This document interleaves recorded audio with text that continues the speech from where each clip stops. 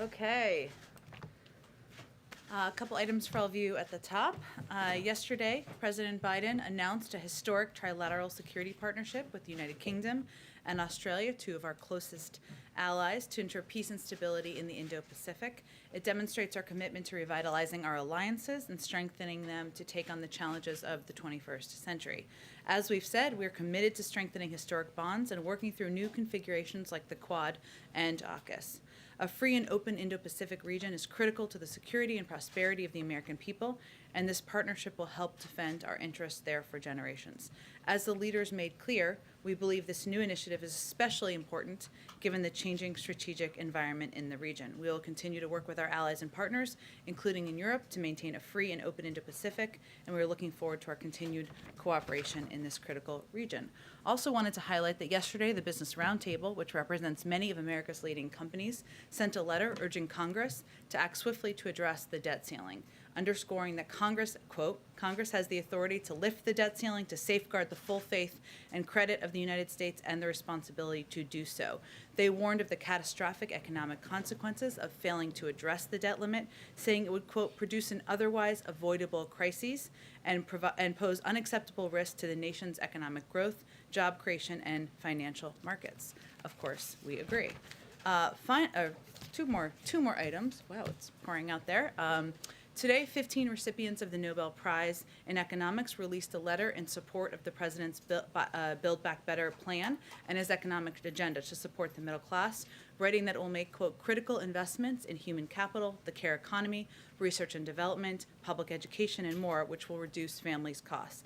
Importantly, these distinguished economists echo the president's case that the infrastructure deal and Build Back Better package will both lower costs for families and, quote, ease long-term inflationary pressures by investing in our economic capacity and allowing more Americans to participate in the economy. Finally, just a quick update, since I know many of you have asked, the president did speak with Governor Newsom yesterday and congratulated him on his win Tuesday. The two spoke about how the victory was powered by the governor's strong leadership in the response to COVID and the need for continuing to talk about a science-based approach to fighting the pandemic. The president told Governor Newsom he was honored to have campaigned for him, and they both agreed the focus must continue to be on crushing the virus and getting the economy back up and running, the need to address the climate crisis through the Build Back Better agenda, and showing government can deliver for the American people. Jonathan, go ahead. Thank you, Jen. A couple questions on the same topic, this agreement announced yesterday, the AUKUS agreement.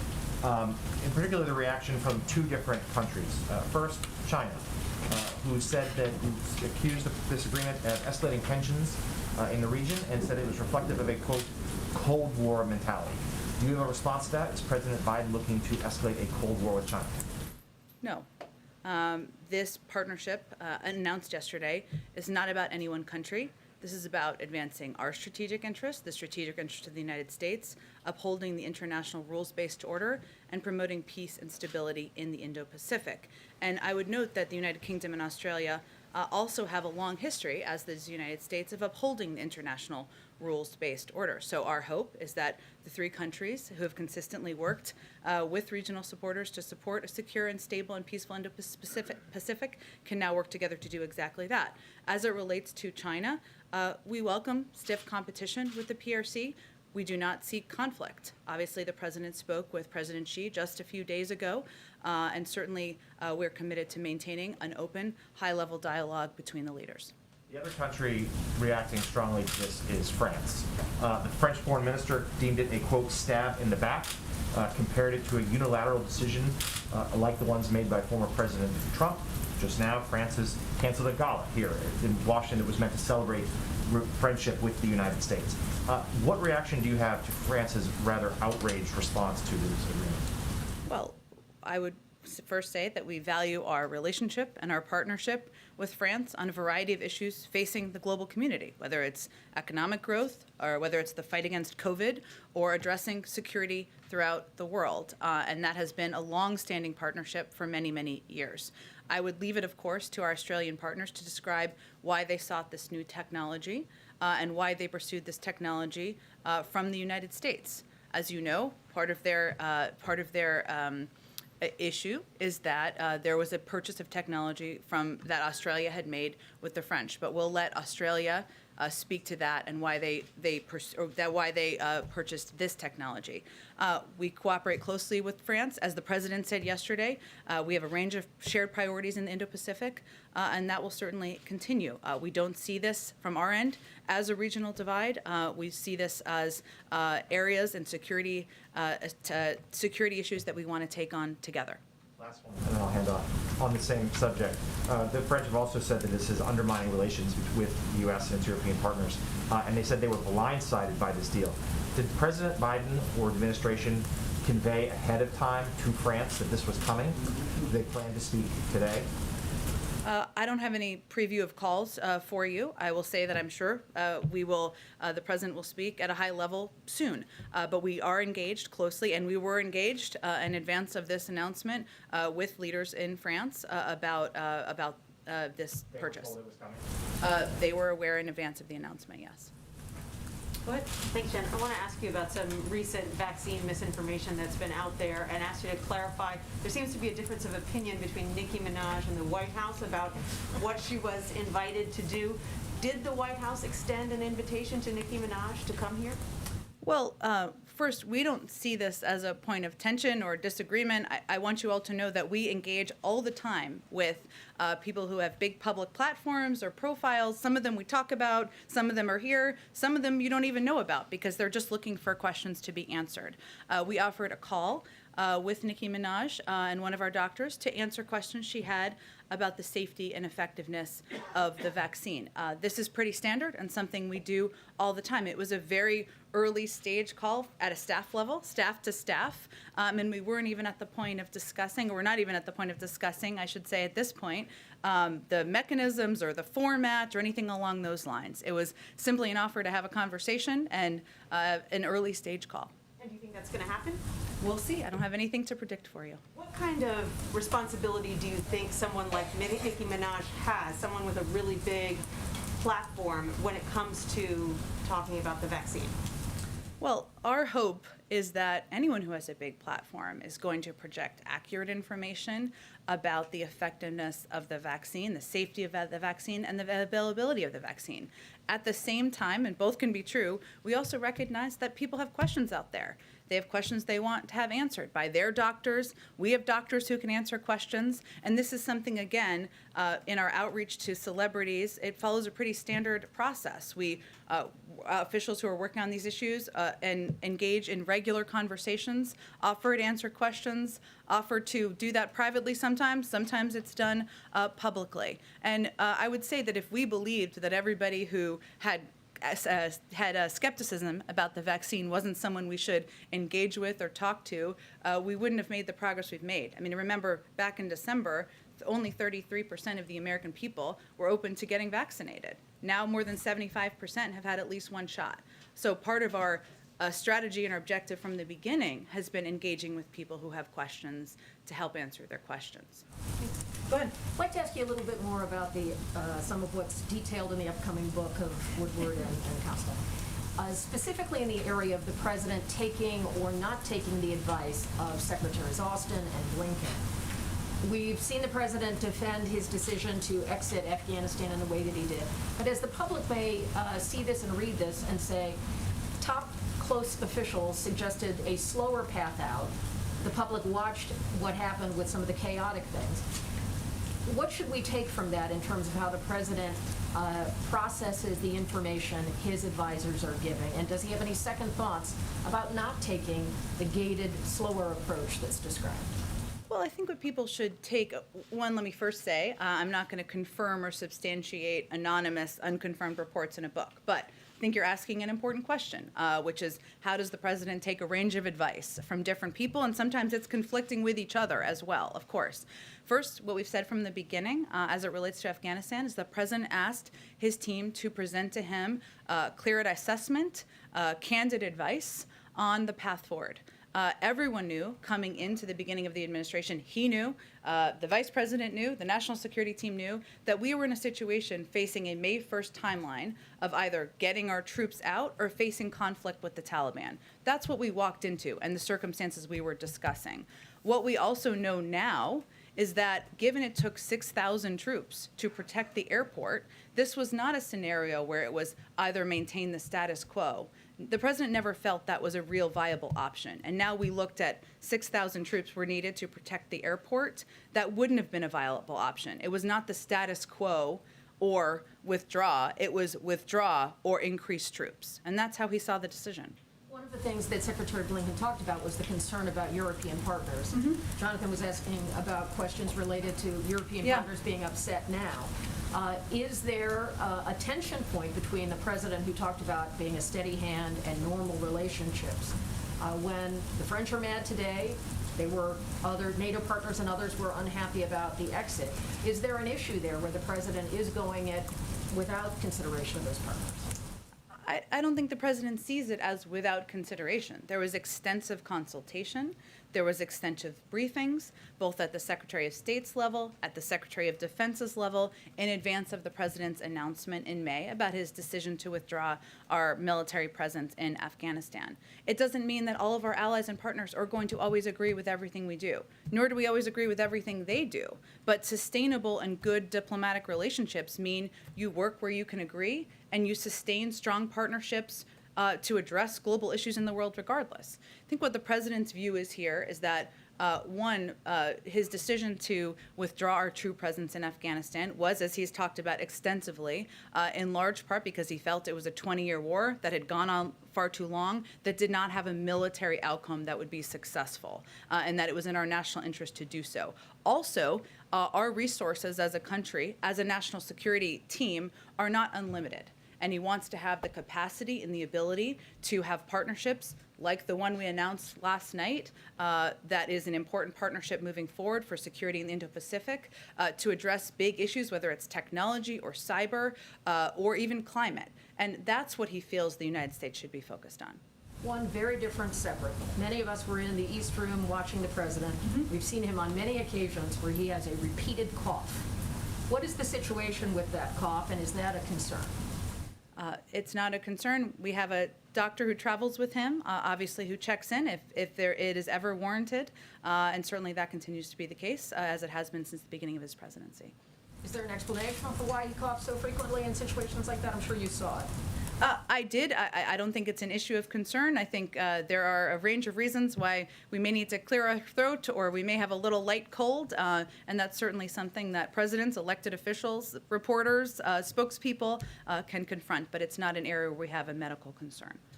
Go ahead.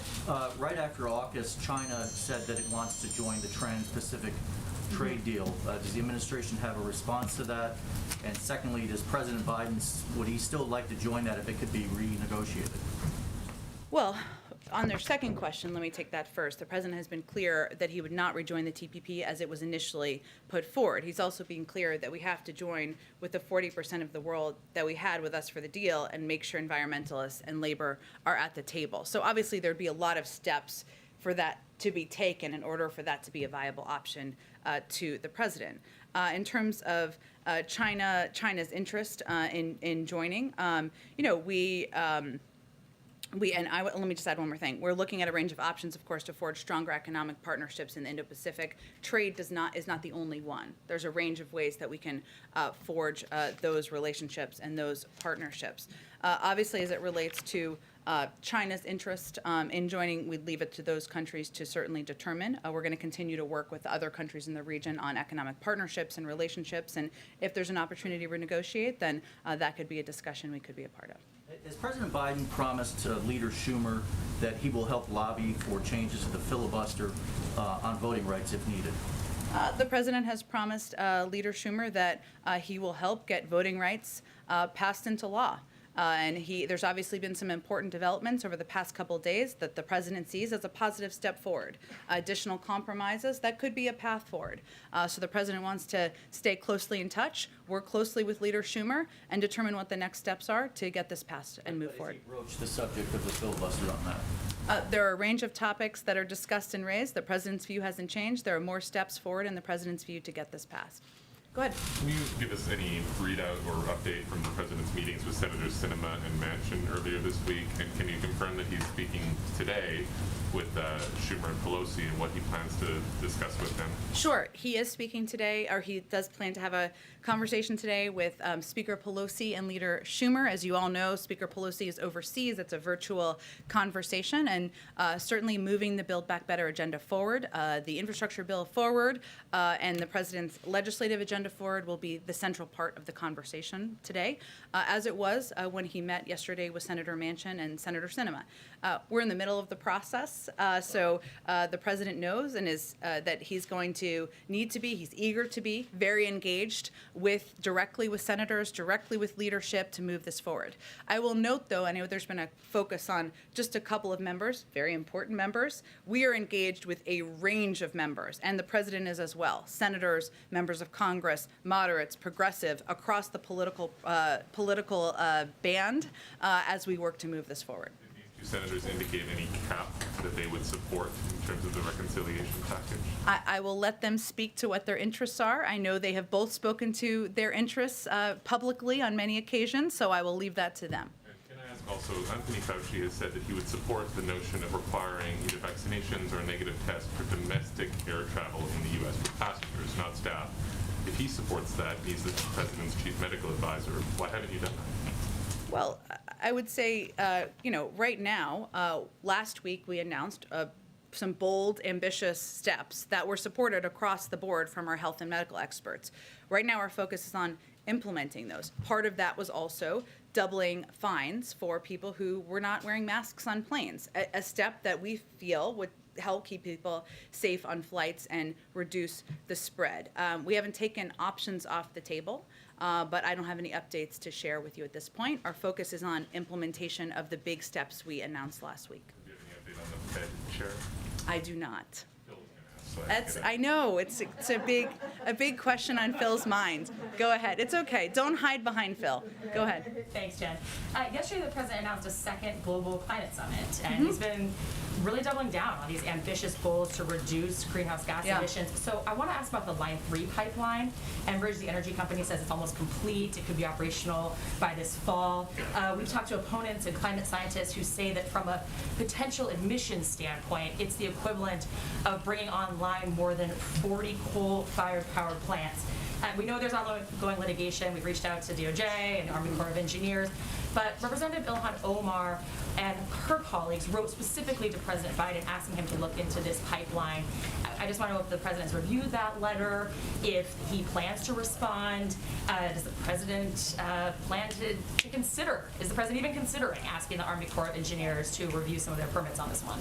Well, as you said, it's in the middle of active litigation. So that is where we are going to leave it be. We are certainly aware of the concerns, of the expression of viewpoints on this particular issue, no question about it. But we're going to, it's in the middle of active litigation, so there's not a lot I can say from here on it. I would say that on climate and the president's climate agenda, he has a very ambitious approach that is reflective of the agenda that's moving forward and moving through Congress, something he's talked about with a range of members, over the course of the last couple of weeks. But there's not much I can say beyond what we've said to date. Yeah, but zooming out, we've talked to some climate scientists who say that, who just really question whether it would be possible for the president to meet his own goals with reducing emissions if new pipelines like this one, if new fossil fuel infrastructure basically get more oil to the market. So are you confident the president can meet his own goals here? And do any new pipelines like this kind of undermine the president's message that the United States wants to be a global leader on this? Well, again, there's active litigation, so that's where it sits. But I would say that in terms of the president's climate agenda, it's not just one thing. He has taken a range of steps, announced steps steps to drive American leadership forward on clean cars and trucks. That's something he can do on his own. Obviously, there are a number of components that are included in his Build Back Better agenda in the infrastructure bill that will take significant steps to moving things forward. He's been a leader in getting us back in on the having a seat at the table in the Paris Climate Agreement. So he has taken across the board steps, every step he can take within his control to move the climate agenda forward. He's identified climate as a crisis facing his presidency and is eager to work with activists to continue to get the job done. But if something's in active litigation, it's in active litigation. Go ahead. Thank you, Jen. Quick question about the security partnership. Yesterday, there was a call when several senior administration officials said that there were conversations that were had over months before this partnership was announced. And we're sort of curious to know if France was part of those conversations and the whole process. And if they weren't, was that sort of, has there been a loss of trust because of that? Well, senior administration's officials have been in touch with their French counterparts to discuss AUKUS. I don't have in front of me, nor do I think I'm going to outline for you a detailed level of our engagement on this. This is a partnership with the Australians and the United Kingdom. And of course, we keep other partners and key allies abreast. But I think what's important to know is that going back to the G7, the three leaders met in June, as you all know, in Cornwall, on the margins of the G7. And this was one of the main topics that was discussed. And that was where from there, they urged their teams to work on it to get us to this point. Oh, and a quick follow-up on gas prices. The president was talking about it just now. He said that, we're looking into this manipulation of the gas market. Is the White House currently doing an investigation? He said prices should be coming down, but they're not. What do you have an update on that? We've asked the FTC, as you know, to look into it. They'd be the appropriate body. They've conveyed that they would in a letter, so I would point you to them for more specifics. Go ahead. Just one quick follow-up and a couple others. You said AUKUS isn't about any one country. Officials have been pretty clear this is about China. What's the difference between what the White House is saying publicly from the podium and what we're hearing from officials behind the scenes? Well, in our view, it's about security in the Indo-Pacific. Is there another country in the Indo-Pacific that you feel like is a threat to the rules-based order and international norms? I will let others do their analysis, but from the United States government, our focus is on what steps we can take to increase security in the Indo-Pacific, and there are a range of countries that could pose a threat, and we'll let an outside analysis give their analysis. On debt limit, is the president view bipartisanship, which you guys have made very clear from Secretary Yellen across the administration, is important on this? Is that a red line for him? Republicans have to be involved, or there's no other path? You know how I love red lines. I don't love them. No, I'm not here to set new lines, red lines, lines in the sand. But I do think it's important context for everybody to understand, as you well know, that 80 times has Congress raised the debt limit. And even if you look to comments in recent days by Senator McConnell, if you look to just 2 years ago, he argued that that failing to vote to raise the debt limit would, quote, be a disaster and, quote, put our full faith and credit at risk. We agree with that. And now he's against a vote. So I think when we're looking at politics here, we know where the politics is coming from. But our argument is that this is not a political issue, shouldn't be a partisan issue. It hasn't been throughout history. You may have all seen that Secretary Yellen had a call with Senator McConnell. Not a political call, of course. She's not political. She's an economist, to really convey what the enormous dangers of default would be. So that's the argument we're making. Yes, I know you all have good questions about the vehicle and how it move forward. All good questions we're working with Congress on. But our view is this should be bipartisan, as it has been in the past. Just one more, since Josh stole my Fed question. FDA, I know you don't have a personnel announcement. Is the idea here that because they've got so much on their plate and they have a team that's been working on this stuff for a long time, you just wait until there's like a quiet moment to appoint somebody, or does that have any impact whatsoever on what's going on? I promise you, when we have determined and selected an FDA commissioner to nominate, we will announce it and not wait for a quiet moment. I don't know that there are quiet moments around here. You may all agree with that. And that's what the president is eager to do, of course. I don't have any predictions of what the timeline will be, and understand certainly the question. Go ahead. The federal judge just ruled that you blocked the Biden administration from expelling migrant families under the public health order and a new ruling. It takes effect in 14 days. I'm wondering what the administration's plans are on that front. Right, the news just came out, as you referenced. It's a preliminary injunction that would take effect, as you said, 2 weeks from now. We, of course, would refer you to the Department of Justice on any additional steps or next steps. We are still taking steps or focused on taking steps to address the root causes of migration, implement orderly asylum processes, strengthen collaborative migration management efforts in the region, and effectively secure our borders. We feel we've made considerable progress on that front, but this news, of course, just came out, and I'd really defer you to the Department of Justice for any additional steps. And then one other on booster shots, obviously next week is the timeline that the administration laid out. There seems, as you've addressed, there seems to be some considerable disagreement within the public health agencies about how to move forward. Former scientists from the FDA who left signed on to study about this, saying that the boosters are not needed. Do you still plan to have the boosters rolled out next week?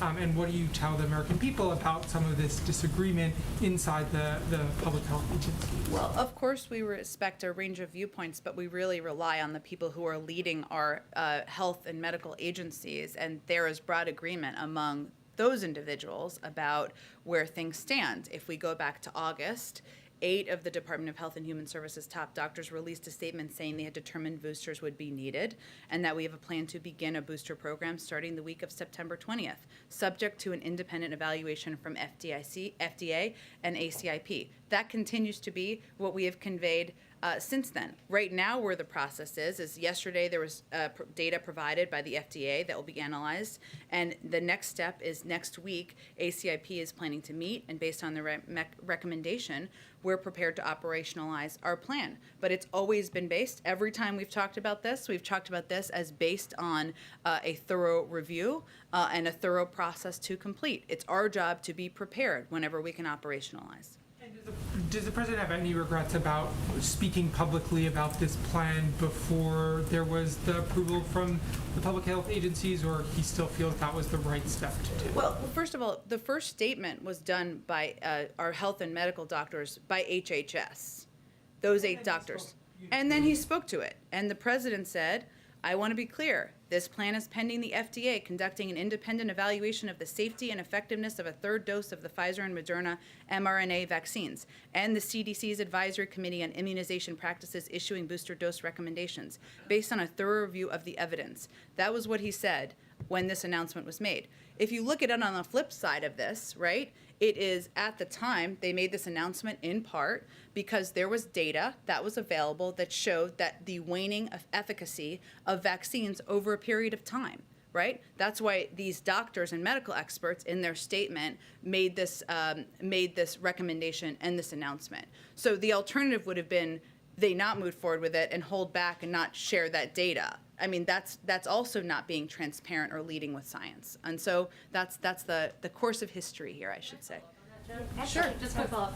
So you said a moment ago that the top public health officials of the administration, FDA Commissioner, Yeah. CDC, Surgeon General, all agree and recommend that the American public should be getting boosters, starting next week.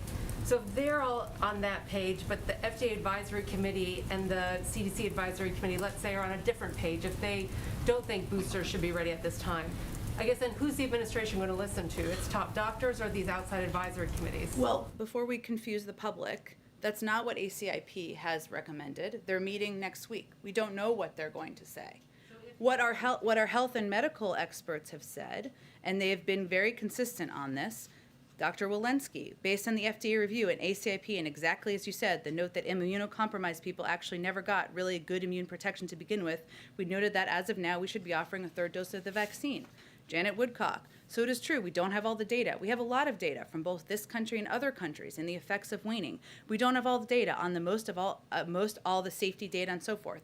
Those studies have been completed and should be available to the FDA soon. Our objective is to be prepared should all of this process move forward. It's always been pending the approval of the ACIP and the FDA. All of these doctors have said this could be needed. They've said in their statement, 8 of them said they had determined boosters would be needed. Now it's going to go through the process. That's what's happening over the next week. So we're not going to predetermine what that process is going to say. I have a follow-up on that from the You guys will FDA. follow whatever the agency, whatever those advisory committees recommend, you guys will follow their recommendation, Yeah. right? Yes, of course. Go ahead. Jen, I'll go to you next, Emerald. Go ahead. Thank you. I have one quick follow-up on the booster Sure. question. So say the rollout does get delayed. I understand the president said that we've purchased boosters to be ready for Yeah. this. Is there any chance that they would expire and need to be sent off to other countries like we've done in the past, or do we buy like booster credits? Or are they sitting in a fridge somewhere, I guess is what I'm asking. Well, our objective here is to be like Boy Scouts and Girl Scouts and always be prepared for every single scenario, right? And so that's why we wanted to make clear we would be ready to operationalize, right?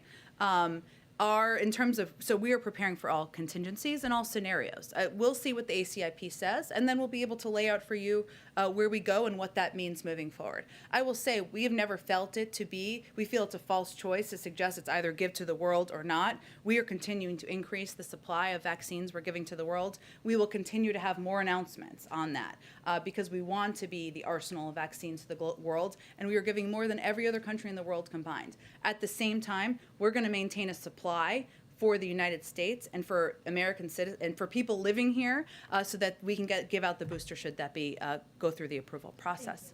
And then I wanted to get to the hearing on the Hill with Yeah. General Miller.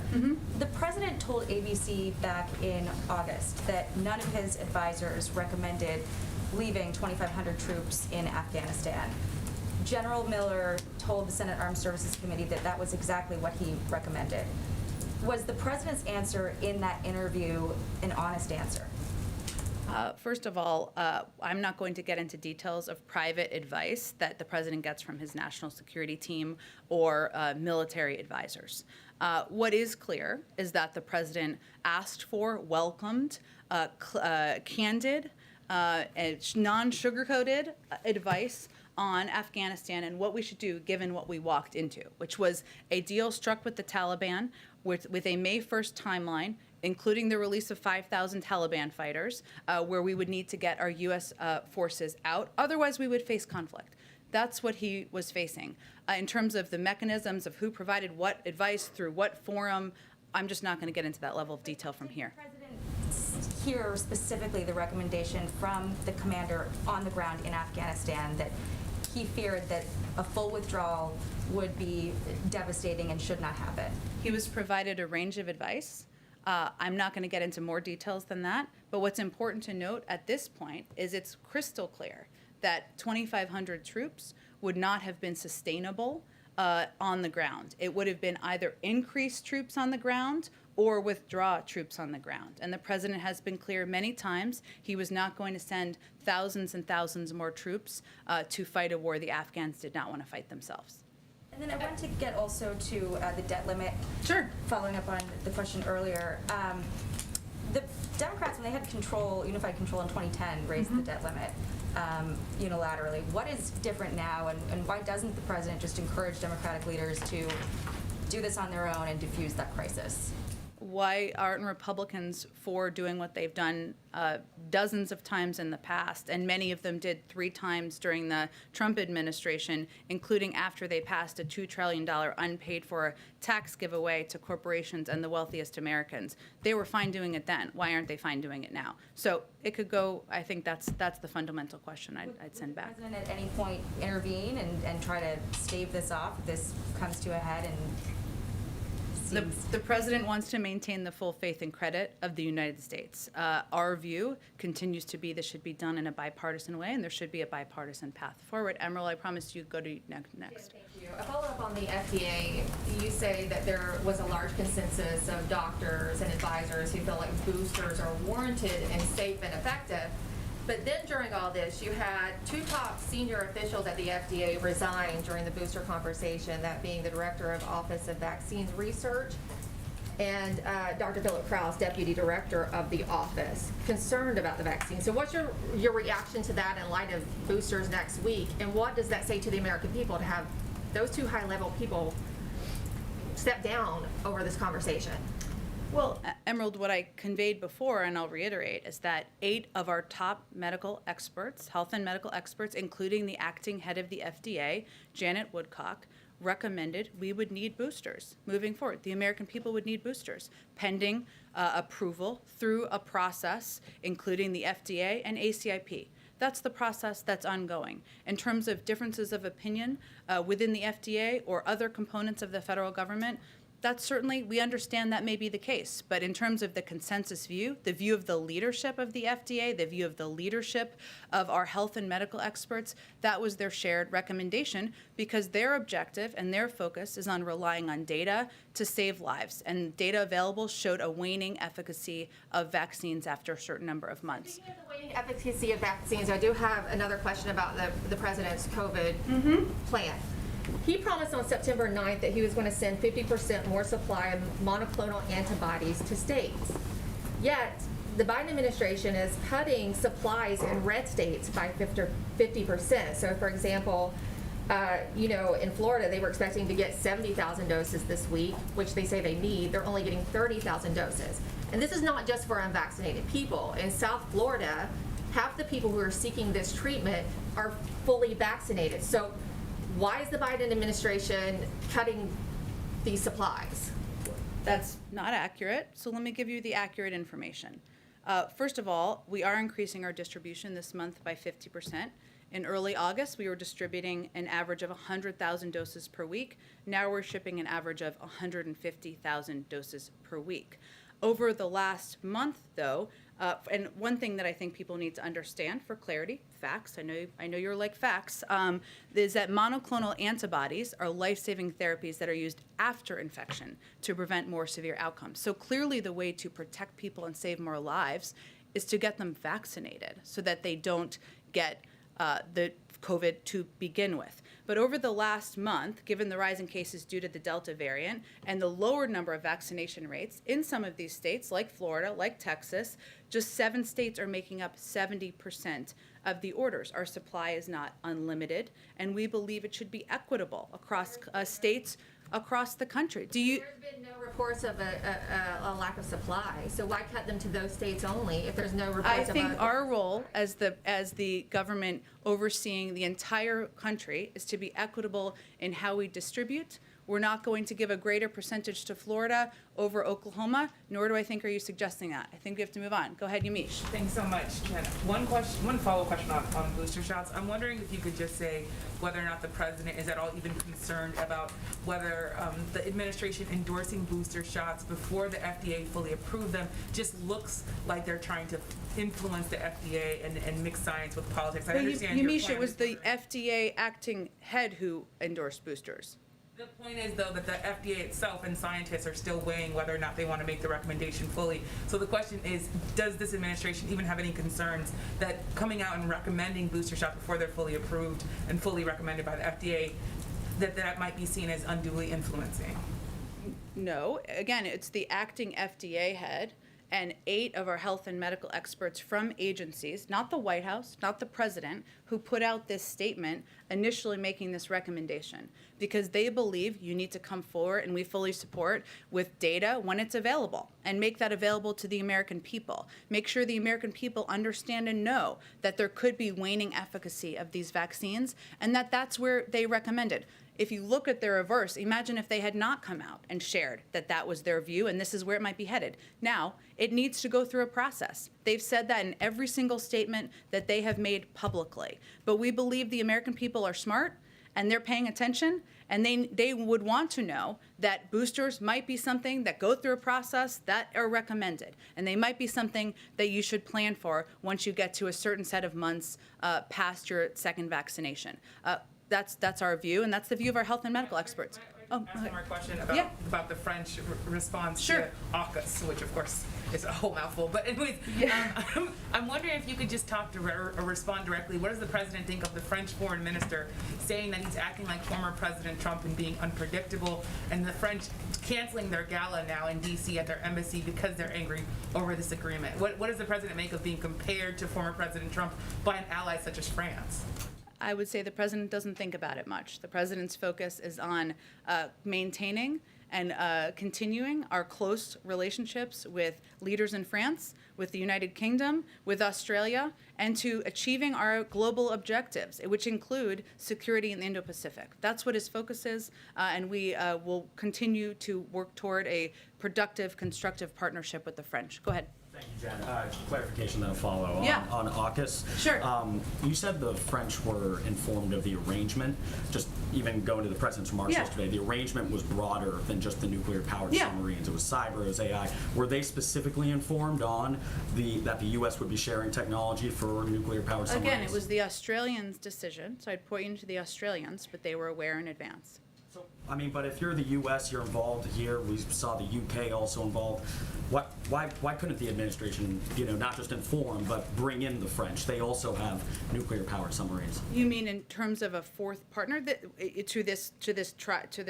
I'm not sure what your question is. I do. I mean, in terms of a fourth partner and get them engaged as well. It's another ally to also share this technology. It's clear based off the statements today that they had the intent to or also expressed a desire to. Well, this is not the only global engagement or global cooperative partnership the United States has in the world. The French are a member of the G7. They're a member of the G20.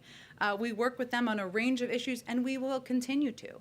And their leadership up and down the ranks will continue to be important partners to the United States and to this administration moving forward. So this was a partnership between the United Kingdom, the United States, and Australia. There are a range of partnerships that include the French and some partnerships that don't. And they have partnerships with other countries that don't include us. That is part of how global diplomacy works. Just to follow on the first question I asked, it sounds like what you were saying is when I asked why did the U.S. didn't inform about specifically sharing the technology for submarines, is that Australia was kind of in the lead of this arrangement? I'm just not going to have more details on it, but I will tell you that, again, the Australians, partners, they can describe why they sought this new technology. It was their effort to do that, so I would point you to them for more details. And then just quickly on, Greg Abbott has issued a statement. He has directed his Department of Public Safety and the National Guard to shut down 6 points of entry along the southwest border. He issued that statement today. Just wondering if the administration, they also say that the Customs and Border Protection requested this. Wondering if the administration did request this, if they're aware of it, and if there's any response. I'm happy to check into it, Zolan. I haven't seen Governor Abbott's statement or CBP's commentary, so let me check into it, and we can get you something after the briefing. Go ahead. Thanks, Jim. I think you said yesterday you might have some more details today about the president's visit to the UN next week. I was hoping I would. I promise I will tomorrow. And, excuse me, on another matter, there are also reports that the British Prime Minister will be at the White House next week. Can you confirm that and offer any details about that? I promise you tomorrow I will have more final details about next week, about the UN General Assembly and the president's trip there, and other components that are planned for next week. One more thing. Sure. Do the president and the first lady plan to get the booster shot? Yes. Go ahead, Karen. Following up on what Kelly Once it's through the process, of course. Go ahead. Following up on one of the questions from Kelly, do you have an update on when the president will get a physical? I know this is an understandable question. I don't have an update. He will get one soon, and when he does, we will make sure you all are aware of it and get the information. Nancy's questions, Nicki Minaj questions. Sure. Sorry. You said that we engage all the time with people who have big platforms or profiles. How do you determine who to engage with and in what way on something like this, on vaccine hesitancy? Sure. And Nicki Minaj has 22 million Twitter followers. Mm-hmm. Why not invite her to the White House, have a conversation, and make it a big public thing? Well, I appreciate your recommendations on our communications advice. Karen, you are quite experienced. Look, I will say we recognize, and we've talked about this a bunch before, that we are not always the right platform or the right voice, right? Sometimes that's because people may not like the president, and they may not have voted for him, and that's okay. And we work with a range of partners to communicate the efficacy and the safety of the vaccine. It's also true that when we're reaching a range of audiences, young people where we've seen lower rates of vaccination is a good example. We know there might be more effective voices. We don't always know how effective working in partnership with celebrities may or may not be, but sometimes it is a tool that we can use or we've employed, as you've seen us do in cases before. We do this behind the scenes quite a bit, sometimes to speak to particular audiences. So all I was conveying is it's commonplace. We have calls every week, multiple times a week, from our engagement team with a range of officials with followings to see how they might want questions answered. Maybe they want to play a role in communicating information out publicly as a part of our effort to get the pandemic under control. Do you have any sense, like let's just say Olivia Rodrigo, do you have any sense of a difference that made? Are you guys able to track that in any way? It's a good question. It's kind of a hard thing to track. We can see how many views. We can see anecdotally if people say, I got the vaccine because I saw this video, and certainly sometimes that happens. I'm not sure. I'll have to check. Go ahead. Just to follow up on China and the TPP, you mentioned that the U.S. is looking at a range of options to forge stronger economic partnerships. Can you just elaborate a little bit on what those options are? I think what I was trying to convey is it's not just trade. Right? And there are a range of ways we can work with countries in the region and forge a range of partnerships. And so certainly the president would need labor environmentalists to be at the table to potentially engage on TPP. We're obviously not there at this point. So I was just conveying we don't see trade as the only path forward. Go ahead. A couple questions. On housekeeping, is the president intending to meet with Emmanuel Macron on the sidelines of the UN General Assembly? I don't have anything yet on next week. I should have some more on it tomorrow, and then I can outline for you what is going to happen next week. And then in terms of just the overall kind of fallout that we've seen from France, was the White House at all surprised by the response from France? How would you characterize? I don't think I'm going to characterize from here. And then another question in terms of housekeeping. Has the president met with any of the Afghan refugees who've come to the United States? And if not, will he be meeting with them? Not yet, but he is certainly eager to and looks forward to. As you know, I know it feels like it's been a long several weeks, or maybe just to me, but many of them have only just settled in the United States. Some of them have never been here before. Some of them have, of course. So it's not quite scheduled yet, but it's something he's certainly eager to do. Can I ask a follow-up on that question? Go ahead. We're starting to get some numbers about where some of the Afghan evacuees will be resettled. Can you walk through the administration's process? I know it has to do with the Office of Refugee Resettlement, but a number of governors have raised their hands. We're learning more about the first wave. How is the administration going about determining where to place evacuees and refugees? Sure. It's a very good question. I think our Department of Homeland Security is going to have the best level of detail for you on how that process works. Or I can also ask former Governor Markell to come out here and talk with all of you one day soon, which I'm sure you'd be interested in. So let me venture to do that and see if DHS has more of a rundown for you. And one follow-up on the ask by the administration to Congress for more than $6 billion in funding to help with resettlement efforts. What happens if you don't obtain that money, and also some of the immigration policy fixes that have been requested? Well, I mean, we're hopeful that given there has been strong support for helping and welcoming our Afghan partners who fought alongside, I should say, the United States for the last 20 years, from Democrats and Republicans, that we can move forward and get the funding we need. Obviously, we didn't anticipate, no one did, right, that there would be this number of Afghan refugees that we would need to fund support for 6 months, 8 months ago, hence the request as we announced at the time. But I think we're certainly hopeful, given the support for that we will get that funding. One last, is there a timeline when you need to get an answer by Congress for the funding? I'm not sure there's a timeline. I'm happy to check with our legislative team and the refugee resettlement team to see if they have one they're focused on. Just one or two more. Yeah, go ahead, one more. The deputy director of the FBI said that there's no sign so far from Russia of any cracking down on the, cyber activity. Does the president have anything new to tell the country about that? Because it was a big deal and it's gone kind of quiet. So what's happening? I think, as the president said at the time, we didn't expect this to be a light switch that would happen overnight. There's ongoing discussions, ongoing conversations at a diplomatic level, and that's something our national security team is engaged with. But beyond that, I don't have another update from here on the progress. Okay, thanks everyone. Thanks, Jen.